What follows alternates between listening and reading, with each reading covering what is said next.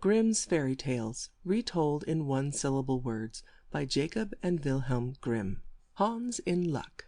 Hans had worked for a man for 6 long years, and at the end of that time he said, "Sir, my time is up, and I wish to go home, so please give me my pay." "You have served me well," said the man, "so you shall have a good sum for your pay."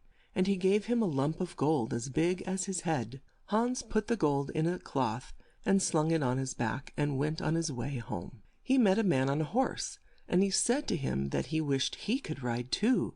"It is as if one sat in a chair, and yet one gets on," he told the man. "Well," said the man, "you need not walk. You can have my horse if you give me that gold." "I will do it, and thank you," said Hans.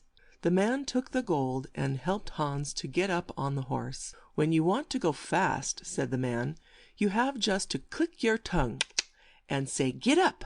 Hans went on for a while at a slow gait, but then he thought he would like to try the speed of his horse, so he began to click his tongue and say, "Get up."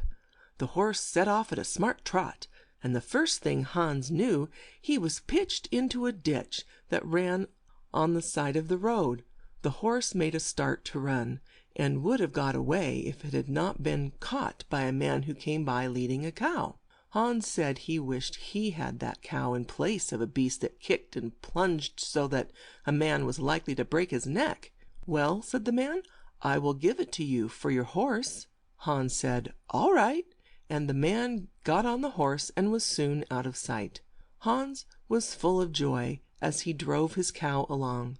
"I can now always have butter and cheese with my bread," said he, "and if I am dry, I need but to milk my cow, and I shall have milk to drink." The day grew hot, and Hans got dry. "Now is the time," he thought, "to milk my cow, and put an end to my thirst with a good drink of milk." He tried to milk the cow, but no milk would come, and soon she gave him such a kick that he fell on the ground, and for a long time he knew not where he was. At length a man came by with a pig, and helped Hans to his feet. Hans told him all that had passed, and he held out a flask and said, "Here, take a drink. Your cow might well give no milk. She is an old beast, and good but for meat at the best." "Well, well," said Hans, "who would have thought it? For my part, I don't like cow's flesh. It's too tough. But a young pig like yours is the thing that tastes right." "Well, now, for love of you," said the man, "I will let you have my pig for your cow." "Oh, God bless you for your kind heart," said Hans, and he gave up the cow and took in his hand the string with which the pig was led. On he went full of joy. Soon he met a boy with a goose, and stopped to have a talk with him. The boy told him he was taking the goose to a house where there was to be a feast. "Just lift it," said he, "and feel the weight of it." "Yes," said Hans, "it is fine, but my pig has some flesh on it too." As he spoke, the boy gave sharp looks, first on the side and then on that, and at length he broke out, "I fear all is not right with that pig of yours.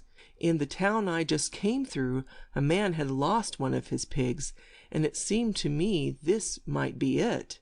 If they find you with it, they will think that you stole it, and put you in jail." Hans turned pale with fright. "You know the roads in these parts better than I do," said he. "Do you take my pig, and let me have your goose?" "It will be a risk for me," said the boy, "but still, I want to save you from harm." And as he said that, he took the rope in his own hand and drove the pig off by a side path, while Hans, glad to be out of his scrape, walked on with the goose tucked under his arm.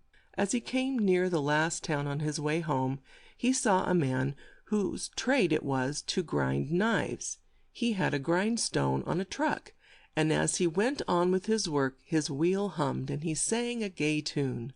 "My wheel I turn, and the knives I grind, while gaily my cloak flies out behind."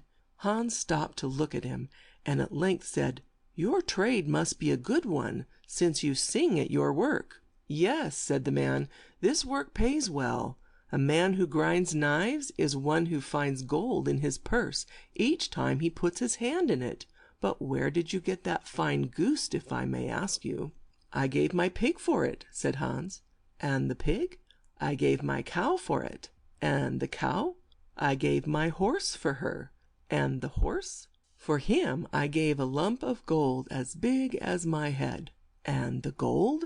"That was my pay for 6 years of work." "You have done well for yourself, to be sure," said the man.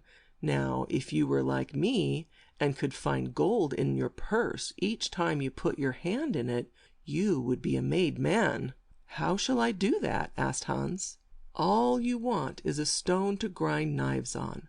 I have one that is not quite new, so I will let you have it if you will give me your goose. Would that suit you?" "Oh, how can you ask me?" said Hans. "I will do it with joy. If I can find gold in my purse each time I put my hand in it, what else shall I have to care for?" And he gave the man the goose and took the stone from him. "Now," said the man, as he took up a plain field stone which lay near, "there is a fine stone which will be just the thing to hammer your old nails straight on. Take it with you too." Hans raised the stone and marched off in great glee. "I must have been born to a heap of good luck," said he, "for all things turn out just as I wished to have them." But he had been on his legs since daybreak, and the weight of the stone soon made him tired and weak. He could not keep out of his mind the thought, "How nice it would be now if I had not these to drag with me." Just then he came to a well, and thought he must stop to have a drink. He set the stones down by the brink of the well, and stooped down to drink. As he did so, he gave the stones, by chance, a slight push, and they fell in the well. As he saw them go down, Hans gladly sprang up, and then, with tears of joy in his eyes, fell on his knees to give thanks that in so nice a way, and with no fault on his part, he had got rid of the load that had made him so tired. And then, with a light heart and free from all care, he ran on at the top of his speed till he reached his home. End of chapter 25. Recording by Kathy Hewlick.